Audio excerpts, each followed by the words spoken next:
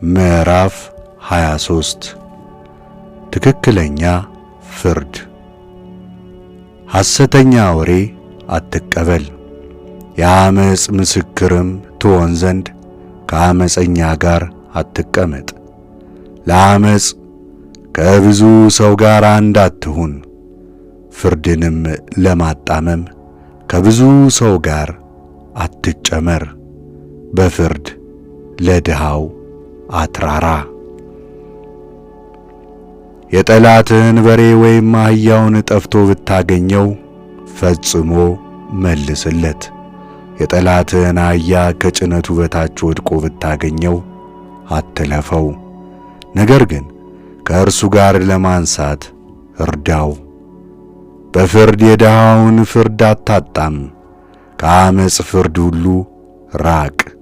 በደል የሌለበትና ጻድቅን አትግደል፣ ኃጢአተኛውንም በመማለጃ አታድን።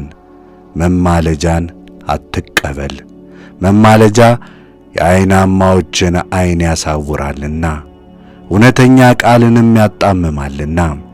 በስደተኛው ግፍ አታድርጉ፣ እናንተ በግብፅ ምድር ስደተኞች ስለነበራችሁ የስደተኛ ነፍስ እንዴት እንደሆነች አውቃችኋልና።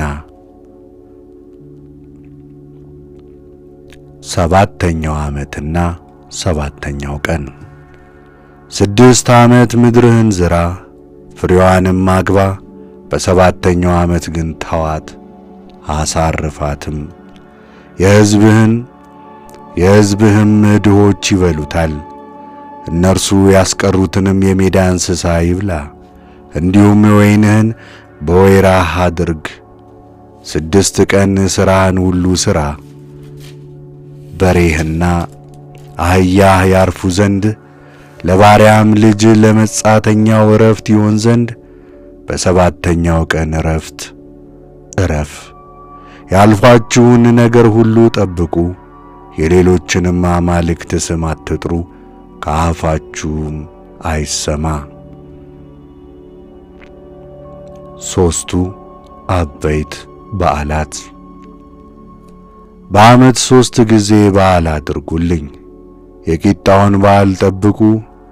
በአዲስ ወር ከግብፅ ምድር ወጥታችኋልና በዚህ ወር እንዳዘዝኋችሁ 7 ቀን ቂጣ ትበላላችሁ። በፊቴ ባዶ እጅህን አትታይ። በእርሻም የምትዘራትን የፍሬህን በኩራት የመከር በዓል ዓመቱ ሲያልቅ ፍሬህን ከእርሻ ባከማቸ ጊዜ የመክተቻውን በዓል ጠብቅ።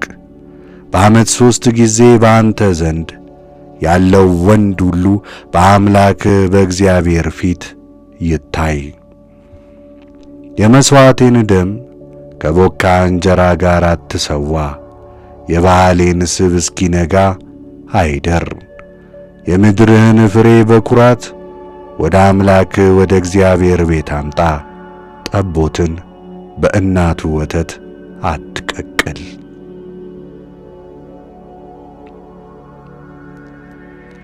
የተስፋዋን ምድር እንደሚወርሱ የተሰጠ ቃል ኪዳን። በመንገድ ይጠብቅ ዘንድ ወዳዘጋጀውልህም ስፍራ ያገባ ዘንድ እነሆ እኔ መልአኬን በፊትህ እልካለሁ። ራስህን ጠብቅ፣ ስማው፣ እምቢም አትበለው። ስሜ በእርሱ ስለሆነ ይቅር አይልህምና። አንተ ግን ቃሌን ብትሰማ ያልሁህንም ሁሉ ብታደርግ ጠላቶችህን እጥላቸዋለሁ፣ የሚቃወሙህንም እቃወማለሁ። መልአኬ በፊትህ ይሄዳልና ወደ አሞሬናውያን፣ ወደ ቄጤያውያን፣ ወደ ፌሪዜያውያን፣ ወደ ከነዓናውያን፣ ወደ ጌርጌሴናውያን፣ ወደ ኤዮናውያን፣ ወደ ኢያቡሴያውያንም ያገባሃል። እኔም አጠፋቸዋለሁ። ለአማልክቶቻቸው አትስገድ፣ አታመልካቸውም፣ እንደ ሥራቸውም አትሥራ። ነገር ግን ፈጽመህ አፍርሳቸው፣ ምስሎቻቸውንም ሰባብራቸው። አምላክህንም እግዚአብሔርን ታመልካለህ። እኔ እህልህና ወይንህን ውሃንም እባርካለሁ፣ በሽታንም ከአንተ አርቃለሁ። በምድርህም መካን ወይም የማይወልድ አይኖርም። የዘመንህም ቁጥር እሞላለሁ። በፊትህ መፈራትን እሰድዳለሁ፣ የምትሄድበትንም ሕዝብ ሁሉ አስደነግጣዋለሁ። ጠላቶችህንም ሁሉ እንዲሸሹልህ አደርጋለሁ። በፊትህም ተርብን እሰድዳለሁ። አሞራዊውንም፣ ኤዋዊውንም፣ ከነዓናዊውንም፣ ቄጤዮናውያንም ከፊትህ ያባርራቸዋል። ምድር ባድማ እንዳትሆን የምድር አራዊትም እንዳይበዙብህ በአንድ ዓመት አላባርራቸውም። ነገር ግን እስክትበዛ ምድርንም እስክትወርስ ድረስ ጥቂት በጥቂት አባርራቸዋለሁ። ድንበርህንም ከኤርትራ ባሕር እስከ ፍልስጤም ባሕር ከምድረ በዳም እስከ ታላቁ እስከ ኤፍራጥስ ወንዝ ድረስ አሰፋለሁ።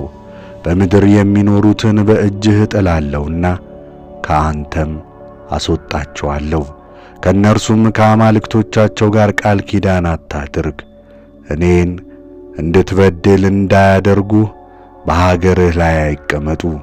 አማልክቶቻቸውንም ብታመልክ ወጥመድ ይሆኑብሃልና።